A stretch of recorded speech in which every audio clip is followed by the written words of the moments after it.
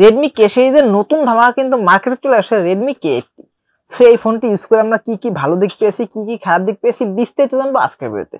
তার আগে একটি কথাই বলবো ভাই, অনেকে আমাদের ভিডিও দেখেন বাট সাবস্ক্রাইব করেন না। আমরা নতুন ক্রিয়েটর, অনেক কষ্ট করে ভিডিও বানাই।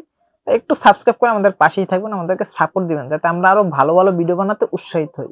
সো আর দেরি না করে যা যাক মেইন ভিডিওতে, লেটস গো অন। ফোনটির রিয়ার প্যানেলটি ফ্ল্যাট, বডি এবং ফ্রেম দুটোই মেটালের তৈরি। তবে রিয়ার প্যানেলের ডিজাইনটি ভাই ভালো লাগেনি। ক্যামেরা মডিউলটি গোল সার্কুলার টাইপের, কেমন একটু সস্তা সস্তা হয়ে গেছে। মানে ওই যে আগে একটি ভাইব ছিল না রেডমি কে সিরিজের ফোন মানে একটু অন্যরকম ডিজাইন, অন্যরকম কিছু, সেটা কেমন যেন হারিয়ে ফেলছে তারা। ফ্রন্টেও রয়েছে ফ্ল্যাট ডিসপ্লে এবং উপর ঠিক সেন্টারে এসে একটি পাঞ্চল সেলফি ক্যামেরা। পোর্শন বাটন নিয়ে নতুন করে কিছু বললাম না, বরাবরের মতো সবকিছুই পেয়ে যাবেন, বাট দুটো জিনিস বাদে, মানে 3.5 mm হেডফোন জ্যাকটিও নেই এবং আয়ার ব্লাস্টারও নেই। ভাই আমরা শাওমির ফোন মানেই সাধারণত বুঝতাম আয়ার ব্লাস্টার থাকবেই কমন, বাট এখানে আয়ার ব্লাস্টার নেই।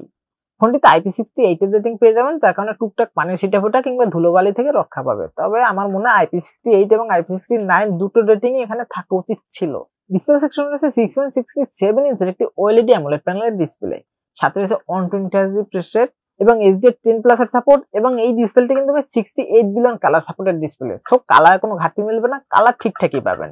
এবং পিক ব্রাইটনেস হিসেবে রয়েছে 3200 নিটস পিক ব্রাইটনেস। সো ইনডোরে ভালো ব্রাইটনেস পাবেনই, আউটডোরে ডিরেক্ট সানলাইটেও ব্রাইটনেসের কোনো ঘাটতি মিলবে না। এবং এই ডিসপ্লেটিকে প্রোটেকশনের জন্য ব্যবহার করা হয়েছে কিন্তু Corning Gorilla Glass 7 eye protection. So ডিসপ্লেটি মোটামুটি শক্তপোক্তই হবে, তাই বলে আবার হাত থেকে ফেলে দিয়েন না। এবং চিন বেজেল নিয়ে কথা বলতে গেলে ভাই, চিন বেজেল একদমই ন্যারো, দেখতে সুন্দরই লাগছে। এবং পাঞ্চল কালারটিও কিন্তু বেশ ছোটখাটো, দেখতে আরো প্রিমিয়াম লাগছে। এবং রিয়ার প্যানেলটিও যদি একটু প্রিমিয়াম লাগতো তাহলে তো হতো ভাই। অপারেটিং সিস্টেম হিসেবে রয়েছে Android 15 এবং ইউআই হিসেবে রয়েছে HyperOS 2। এবং প্রসেসর হিসেবে ব্যবহার করেছে Qualcomm Snapdragon 8 Gen 3 প্রসেসর। এটা কিন্তু খুবই ভালো একটি প্রসেসর ভাই, হাই লেভেলের একটি প্রসেসর। এবং এই ফোনটি কিন্তু অনেকগুলো ভেরিয়েন্টই পেয়ে যাবেন, যেমন RAM পেয়ে যাবেন 12GB এবং 16GB। এবং স্টোরেজ পেয়ে যাবেন 256GB, 512GB এবং সর্বোচ্চ 1TB পর্যন্ত। সবগুলো ভেরিয়েন্টেরই স্টোরেজ টাইপ হিসেবে পেয়ে যাবেন UFS 4.0। এবং ভাই দাম নিয়ে কথা বলতে গেলে এই ফোনটির মানে 12256GB ভেরিয়েন্টের দাম রাখা হয়েছে 49,000 টাকা। তবে গেমিং নিয়ে কথা বলতে গেলে ভাই, গেমিং স্মুথলি প্লে করতে পারবেন, কোনো প্রকার কোনো ল্যাগিং ইস্যু মিলবে না। যে কোনো হাই গ্রাফিক্সের গেম একদম স্মুথলি প্লে করতে পারবেন, বাট লং টাইম ইউজ করলে মানে লং টাইম গেম প্লে করলে দেখবেন মাঝে মধ্যে একটু হিটের দেখা মিলে, আবার খুব দ্রুতই কিন্তু ঠান্ডা করে ফেলে। রিয়ার প্যানেল হচ্ছে ডুয়াল ক্যামেরা সেটআপ, যার মেইন শুটটি পেয়ে যাবেন 15 মেগাপিক্সেল শুটার এবং সাথে আরো একটি পেয়ে যাবেন 8 megapixel ultra shooter, but telephoto lens নেই। এবং ফ্রন্টে রয়েছে 20 মেগাপিক্সেল একটি সেলফি ক্যামেরা এবং এই ফোনটি রিয়ার ক্যামেরা মানে মেইন ক্যামেরা সর্বোচ্চ ভিডিও রেকর্ড করতে পারবেন 8K 30 fps A. But 8K 30 fps আপনি যদি ভিডিও রেকর্ড করেন, হ্যাঁ কোয়ালিটি ভালো পাবেন, রেজুলেশনও ভালো পাবেন, বাট শেকি ভাবটা একটু থেকে যায়।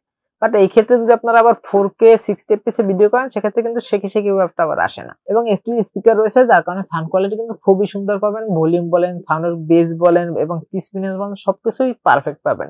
সো যারা বেশি গান শুনেন বা মুভি টুভি দেখেন তাদের কাছে সাউন্ডটা ভালোই লাগবে। এবং সিকিউরিটির জন্য ব্যবহার করেছে ইন ডিসপ্লে ফিঙ্গারপ্রিন্ট সেন্সর, যেটা খুবই ফাস্ট অ্যান্ড অ্যাকুরেট, মানে টাচ করার সাথে সাথে কিন্তু আনলক করে ফেলছিল। বাট ফিঙ্গারপ্রিন্ট সেন্সর পজিশনটাও ঠিকঠাক আছে, ওই যে আইকিউর যে ফিঙ্গারপ্রিন্ট সেন্সর পজিশনের মতো কিন্তু না।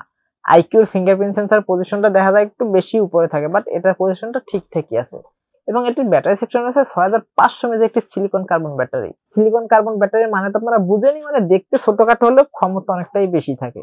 এবং এই ব্যাটারিকে চার্জ করার জন্য পেয়ে যাবেন 920 একটি ফাস্ট চার্জার। তবে এই ব্যাটারিটিকে ফুল চার্জ করে যদি আপনারা নর্মাল ইউজ করেন, সেক্ষেত্রে 1.5 থেকে 2 দিনের মতো অনায়াসে পেয়ে যাবেন। এবং যদি হেভি ইউজ করেন, মানে একটানা গেম প্লে করেন অথবা একটানা মুভি দেখেন, সেক্ষেত্রে আপনারা 9.5 থেকে 10 ঘন্টার মতো অনায়াসে পেয়ে যাবেন। সো আজকে এই পর্যন্তই, দেখাবেন নেক্সট কোনো ভিডিওতে।